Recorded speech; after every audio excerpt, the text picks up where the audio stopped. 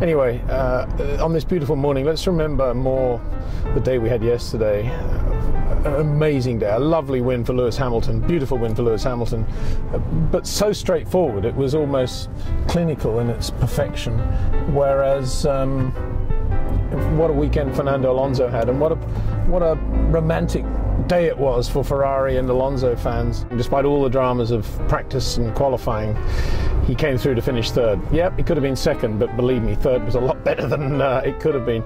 Qualifying 10th at Monza with that first chicane is always a very, very dodgy thing, and Fernando survived beautifully, made a great start, and having made that great start over the first 200 metres, then aggressively drove into the first corner and came out of it alongside Kamui Kobayashi, and just drove really well, minimised the damage from what could have been a very difficult weekend. I say all that only because here we are at Monza, and I'm trying to think in terms of the Ferrari Alonso perspective and how people will be feeling this morning. And I think that there will be a general feeling of enormous relief that Fernando got that third place. And also one has to say that Felipe Massa did a very good backup job, a perfect number 2 job really. He was there throughout the day. He let Fernando pass when he had to. Fernando was going to pass him anyway, but it didn't make it difficult.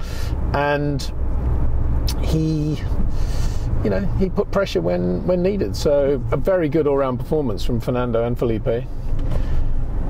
Beautiful drive from Sergio Perez. Wow. It's a shame actually we don't have more of these one-stop races, because you have a wild card like that, qualifying outside the top 10, able to start on the hard tire and finish on the soft, and inevitably there's going to be one member of the non-Q3 fraternity who's going to get it absolutely right, and those Pirelli option tyres at the back end of the race were just brilliant. And Sergio, was 1.5 seconds quicker than anybody else on the track at that point. Nothing anybody could do about him, and just good to see. He drove really well. Felt a bit sorry for Kobayashi, who of course did qualify in the top 10 and had to start obliged to start on the soft tyres, and it just shows the difference really that tyres can make, and being on the right tyre at the right time. Just astonishing to think that Kobayashi and Perez are really even in the same types of car, the differences were so big. Anyway, we're approaching Monza now.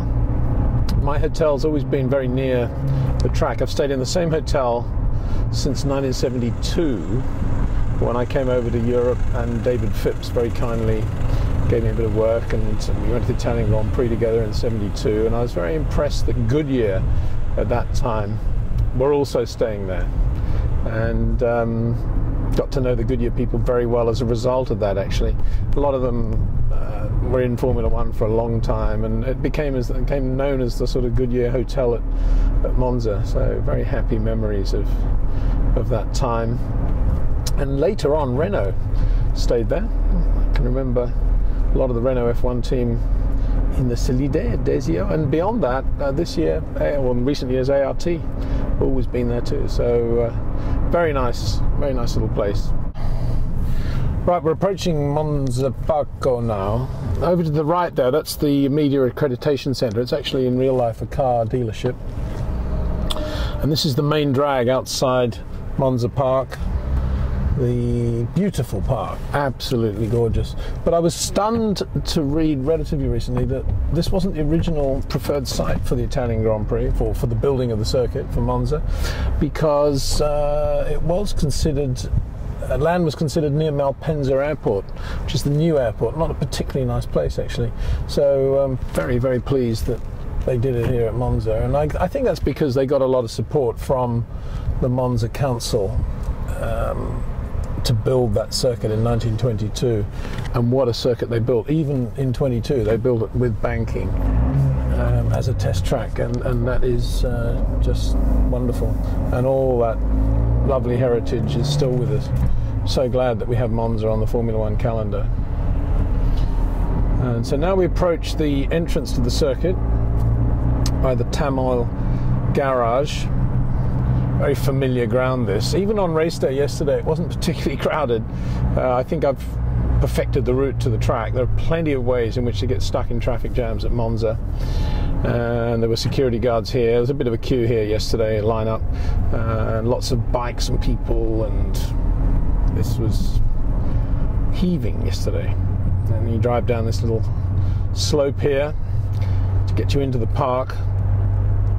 Beautiful day, just gorgeous. Now I can see a shut fence door already. I'm pretty sure everything will be open because I can't believe all the paraphernalia that comes with a Grand Prix has been removed from the track. So I'm pretty sure we're going to be able to get where we want to go. And I've managed to keep my car park sticker and everything else to enable us, hopefully, to find our way.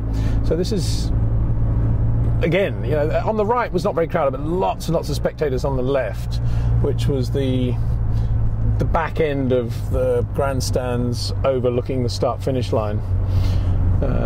One of the grandstands was not full. That was the one opposite the back of the pit lane.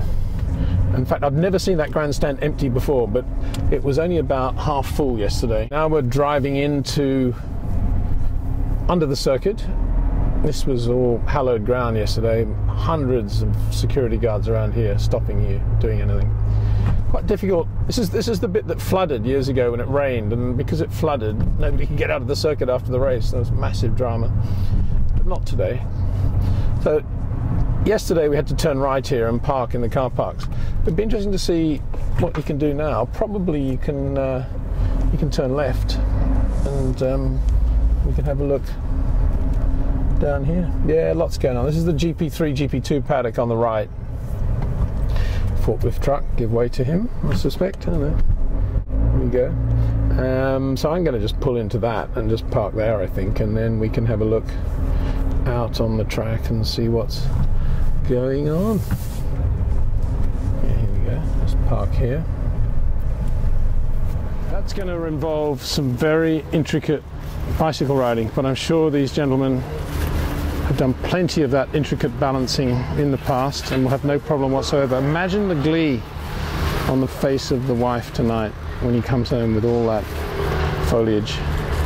Wonderful.